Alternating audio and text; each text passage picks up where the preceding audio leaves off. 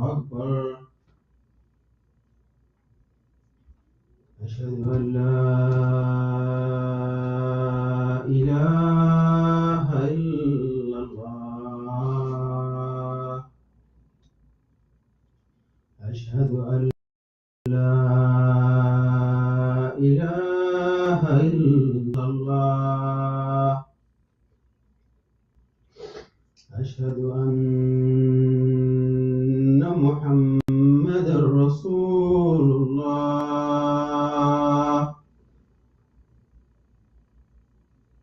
أشهد أن محمد رسول الله.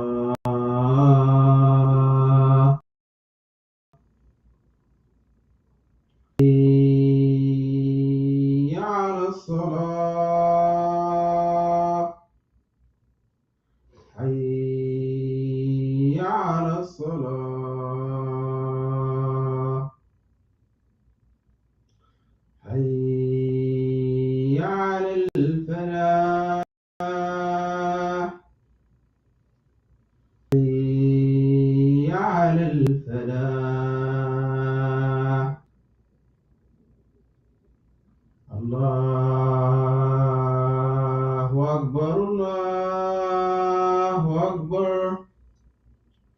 لا إله إلا الله.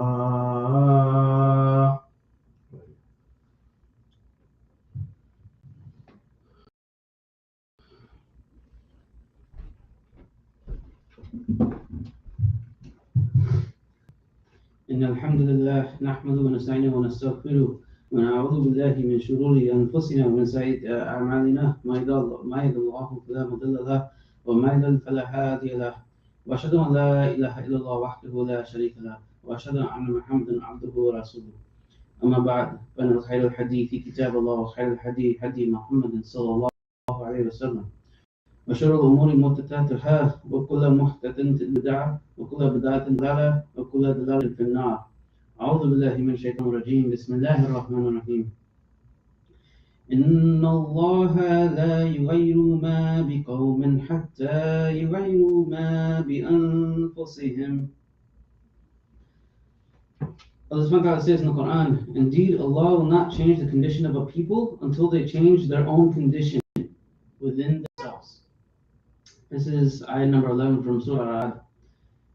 And in today's khutbah, I just want to give a few short, quick reminders, inshallah. These reminders I've actually discussed in my past two khutbahs regarding Ramadan. And my last khutbah specifically was how can we make our Ramadan effective? Right? Because Ramadan, what we do in Ramadan is not supposed to stay in Ramadan, it's supposed to continue going forward. So the topic of my last khutbah was how can we make our Ramadan that we are continuing the good after. So I'm going to just kind of briefly go over some of those reminders again, inshallah. But there's also a few other things I'd like to talk about as well, inshallah. But we need to understand, first of all, that a lot of Muslims, majority of Muslims, we have a tendency that, during Ramadan we do all these extra good deeds, all this extra good work, all these extra good habits. And then when soon as Eid, we all of a sudden revert back to who we were right before Ramadan. And we have this tendency, we know this, we know we always do this. We don't really break the cycle, unfortunately, for the majority of us. The thing is, how effective Ramadan really is. Because Ramadan is a time, to purify our souls, our ruh, right? And also to strengthen our nafs. Why is it important that we strengthen our nafs? Because in Ramadan, shaitan is locked up, right? He can't bother us with his waswasa, his evil whispers, they cannot bother us. So it's just battling our own nafs at this point. It's no longer a 2 versus 1 battle. It's just us versus our own nafs. So it's an easier battle, right? So we can push ourselves harder, make ourselves do more good deeds, and strengthen our nafs this way. So what is the importance of strengthening the nafs is that once the Ramadan is over, from the time of Eid, shaitan is free again. And so he comes back harder at us. He knows that we spent the last 30 days, 30 days, just focusing on our relationship with Allah subhanahu wa ta'ala and doing the ibadat. So he focuses much harder. So that's why we strengthen our nafs so that we are ready to defend ourselves, defend our iman against him.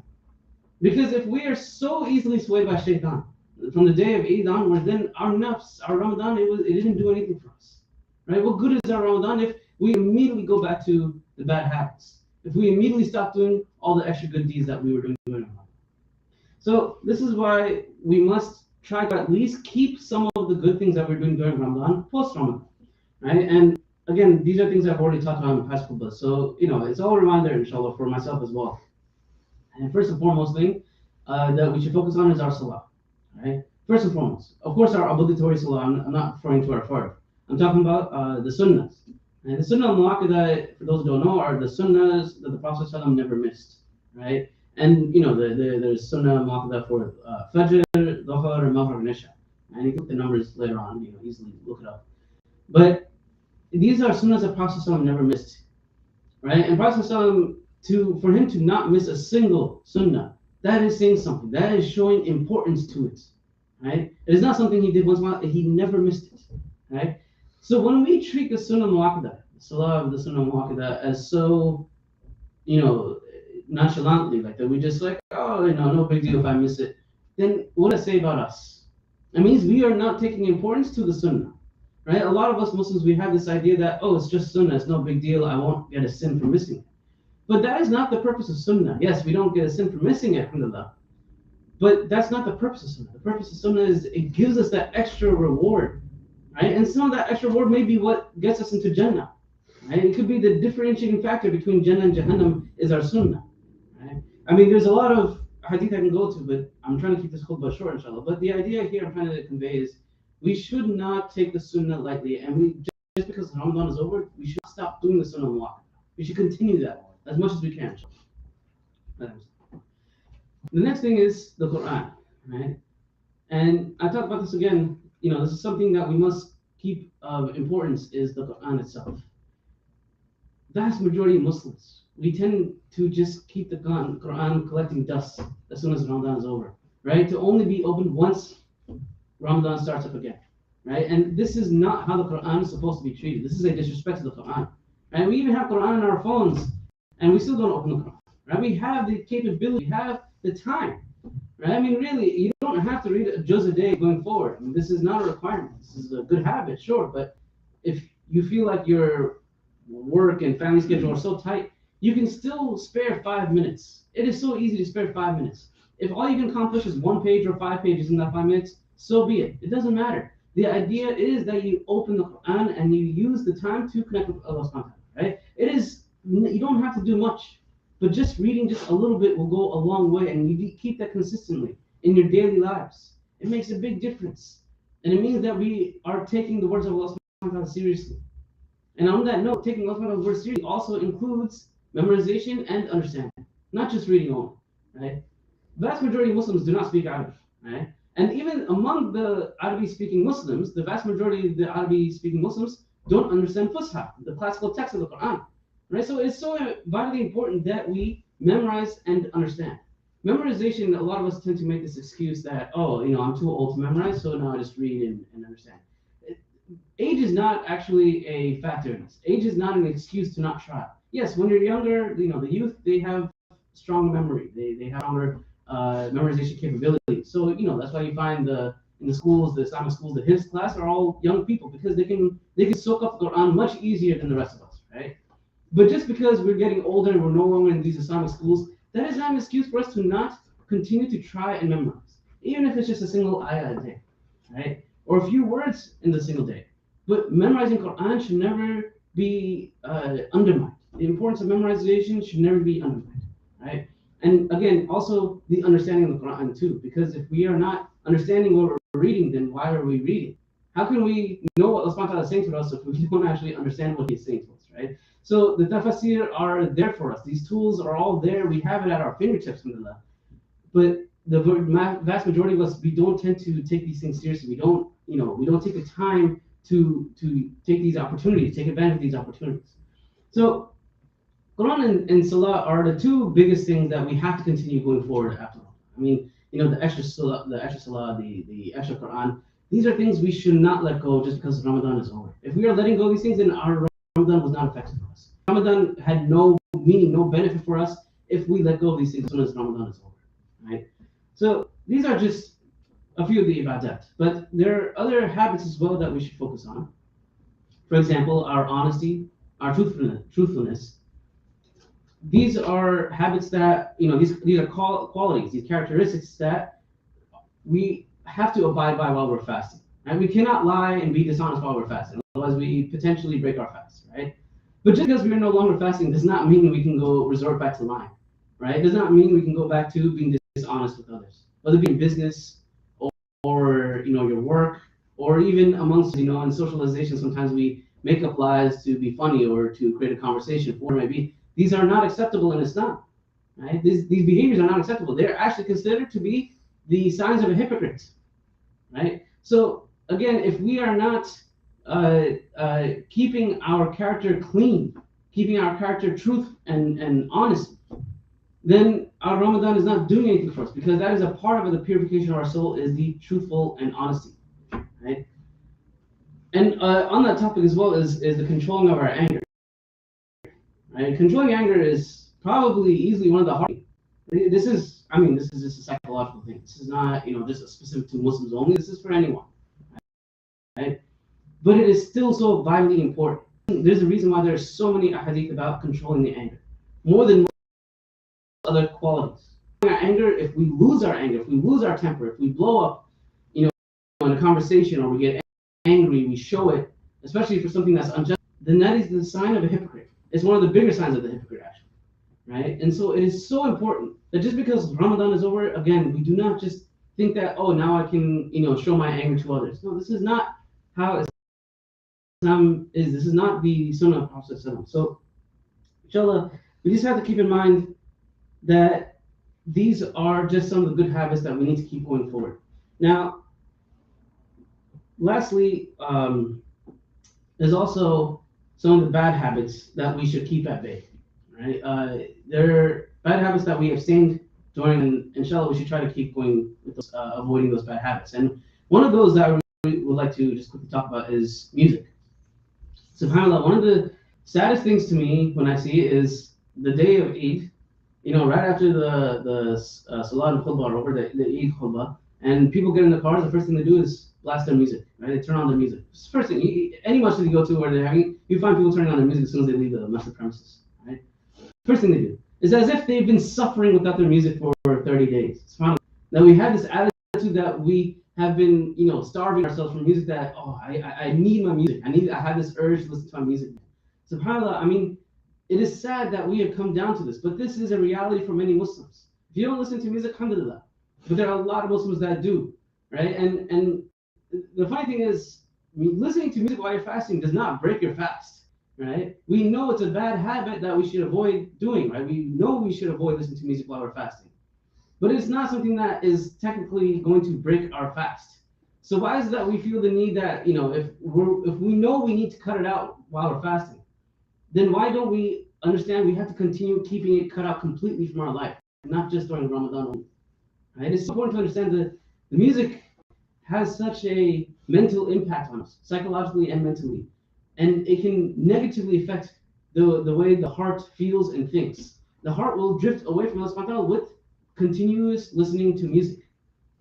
So at the end of this khutbah, really, like I said, this is a short khutbah, inshallah, but really, the purpose of this khutbah is to remind ourselves that Ramadan is not just, a single month of 29 to 30 days where we do all these extra good deeds and then that's it.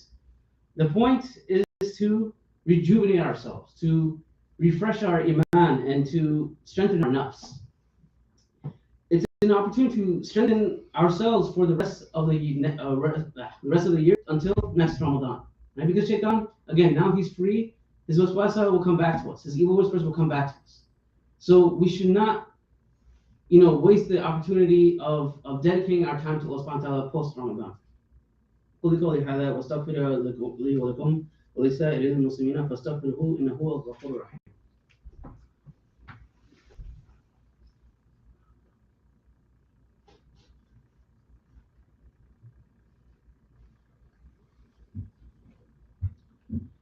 Alhamdulillah, Alhamdulillah, wa salatu ala Rasulullah wa ala alihi wa sahbihi wa man.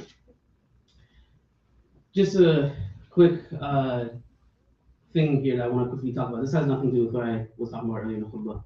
Uh, Today is Eid, Alhamdulillah, and we are all here, Alhamdulillah. One thing I would like to just emphasize to all of us here, including myself, inshallah, is celebrate Eid. Celebrate Eid, inshallah. And I say this with an emphasis because a lot of Muslims feel that we treat Eid, maybe not feel, but we treat Eid as just another day. A lot of Muslims do this. Yes, we go for the Eid Salah, we go for the khutbah, but then so many Muslims just go right back to work.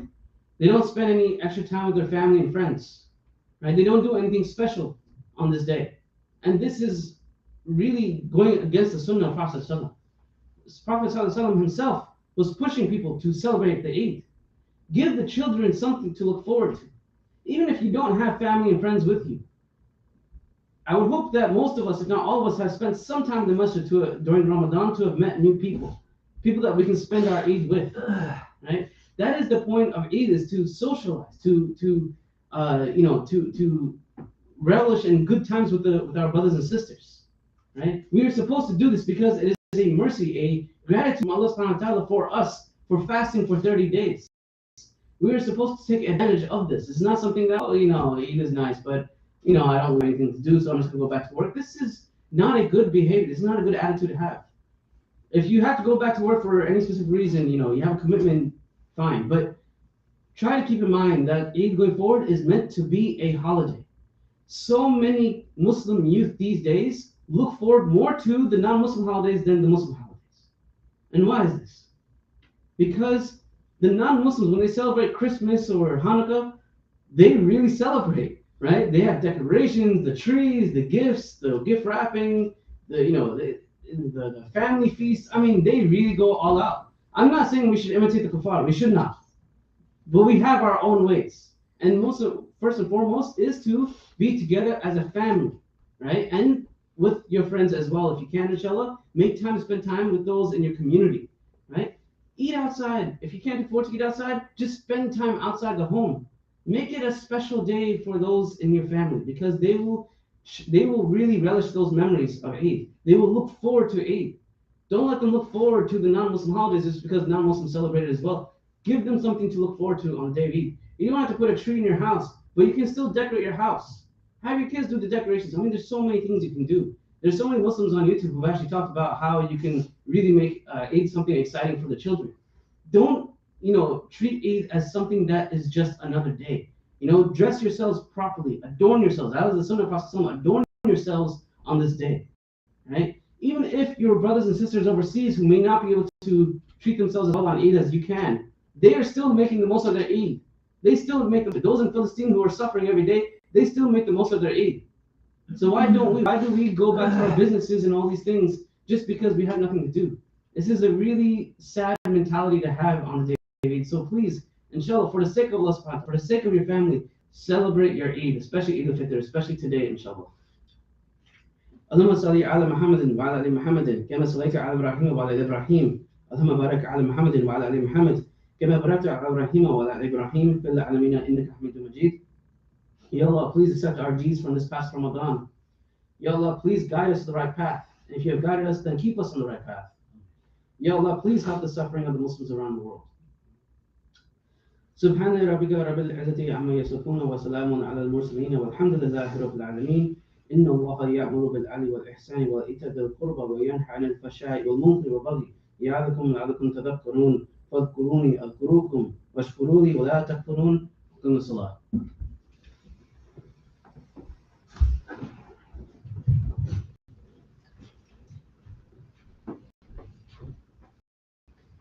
الله أكبر الله أكبر أشهد أن لا إله إلا الله أشهد أن محمدا رسول الله حي على الصلاة حي على الفلاح الصلاة الله بالصلاة الله أكبر الله أكبر لا إله إلا الله.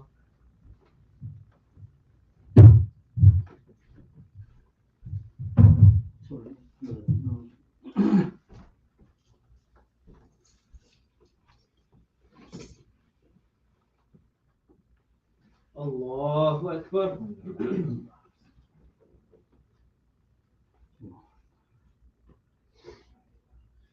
الحمد لله رب العالمين الرحمن الرحيم مالك يوم الدين إياك نعبد وإياك نستعين اهدنا الصراط المستقيم صراط الذين أنعمت عليهم غير المغضوب عليهم ولا الضالين والعصر إن الإنسان لفي خسر إلا الذين آمنوا وعملوا الصالحات وتواصوا بالحق وتواصوا بالصبر الله أكبر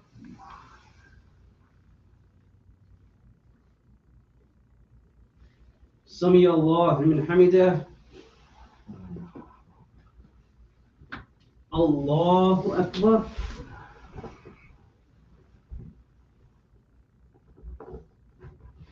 الله أكبر الله أكبر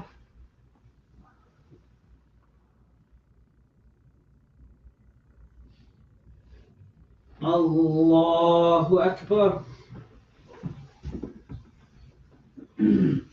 الحمد لله رب العالمين الرحمن الرحيم مالك يوم الدين إياك نعبد وإياك نستعين اهدنا الصراط المستقيم صراط الذين أنعمت عليهم غير المغضوب عليهم ولا الضالين آمين قل هو الله أحد الله الصمد لم يلد ولم يولد ولم يكن له كفوا أحد الله أكبر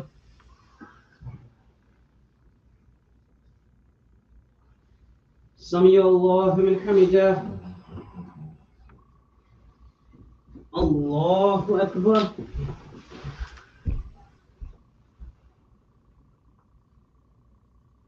الله أكبر الله أكبر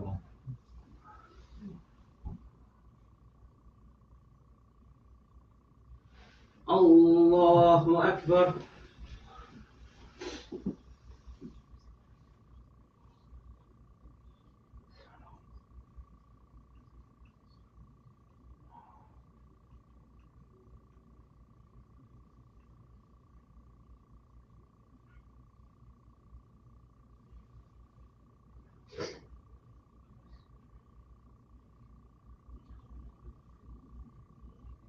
السلام عليكم ورحمة الله السلام عليكم ورحمة الله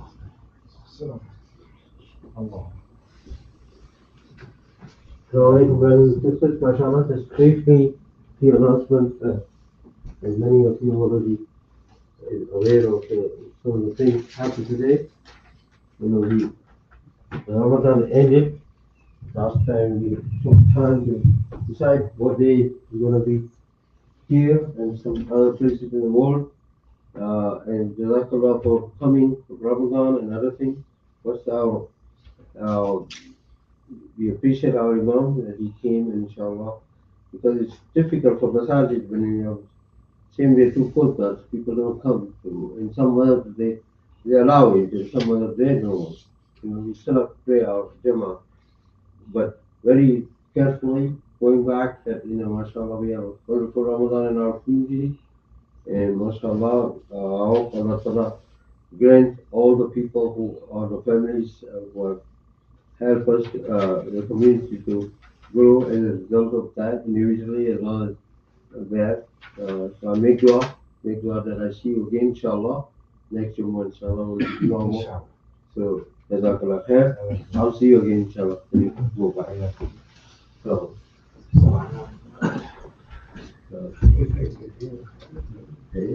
okay.